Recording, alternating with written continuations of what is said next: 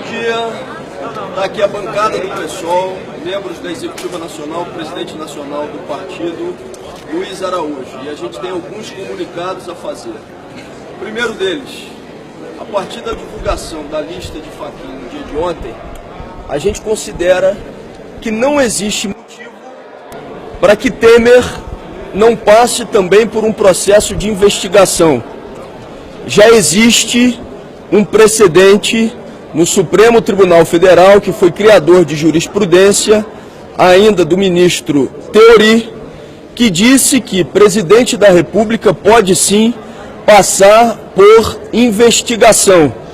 O que não pode é se tornar réu a partir do momento que exerce o cargo de presidente da República. Então, o PSOL e a sua bancada está ingressando com uma medida judicial solicitando a investigação de Michel Temer, que tem inclusive 2 casos em específico de citações ao seu nome que precisam estar passando por um processo de investigação profundo.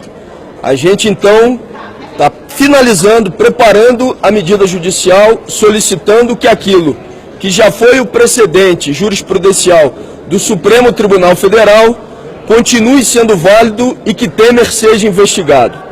Segundo, nós consideramos que a partir da divulgação da lista, todos no Estado Democrático de Direito, é claro, têm o direito ao contraditório, à ampla defesa, mas do ponto de vista jurídico e político, nós consideramos que aqueles que foram citados não podem estar em relatorias e impostos de mando. A gente está falando dos postos no Congresso Nacional, a gente está falando de um governo que tem 9 ministros citados, a gente está falando de relatorias na Câmara dos Deputados. Não é possível, por exemplo, que a gente tenha como relator da reforma da Previdência, que mexe profundamente nos direitos da maioria dos brasileiros e brasileiras, alguém que esteja indicado na lista, que nós consideramos que, respeitando a ampla defesa e o contraditório, ele tem que se dedicar ao seu processo de defesa. Então nós solicitamos o afastamento de todos aqueles que estão em postos de mando para que possam obedecer aos procedimentos de realização da sua defesa jurídica, porque não tem, na nossa avaliação, legitimidade política para estar tocando essas tarefas.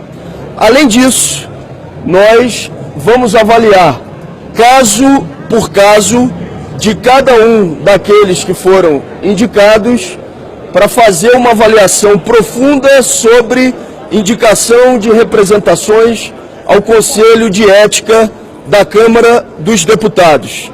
E finalizando, nós consideramos que o que dá legitimidade para que um programa possa ser implementado necessariamente é a vontade popular. Por isso, a partir de uma crise como essa, sem precedentes, o PSOL e a bancada do PSOL na Câmara dos Deputados reafirma a sua posição por eleições diretas para que a gente possa ter a superação dessa crise a partir daquilo que é a vontade popular no estabelecimento de um programa. Essas são as nossas posições. Eleições diretas para a presidência da República e com uma avaliação que vai ser construída a partir daquilo que está colocado nessa crise para todos aqueles casos que, porventura, tenham que ter legitimidade para aprovação de um programa. Inicialmente, a gente defende eleições diretas para a presidência da República e afastamento dos respectivos relatores e daqueles que estão em postos de comando nos mais variados poderes. Qual é o caminho para a eleição?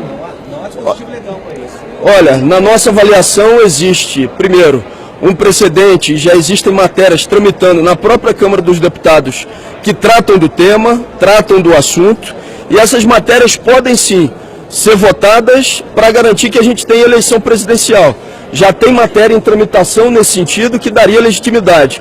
O que não tem precedente é a colocação em prática de um projeto político que não tem a legitimidade das urnas e, mais do que isso, um projeto político que tem a maioria dos seus membros e representantes passando por um processo de investigação quando eles têm que cuidar agora das suas respectivas defesas.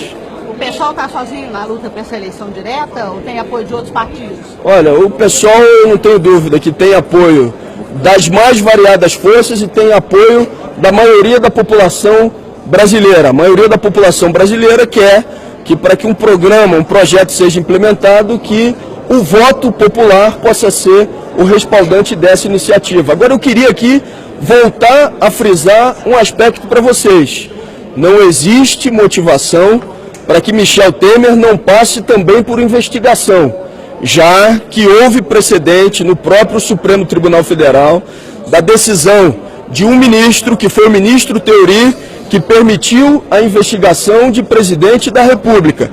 Se o Supremo já decidiu assim lá atrás, a gente considera que a investigação em relação a Michel Temer não pode deixar de acontecer nesse momento. Líder, como que fica a partir de agora os trabalhos aqui na casa, depois da divulgação da lista, as reformas que estão previstas para ser votadas na próxima semana? A gente considera que não tem o menor cabimento essas reformas, esses desmontes, as matérias que estão sendo aqui votadas e apreciadas, continuarem sendo votadas sem que a gente tenha o afastamento desses representantes políticos dos seus respectivos cargos.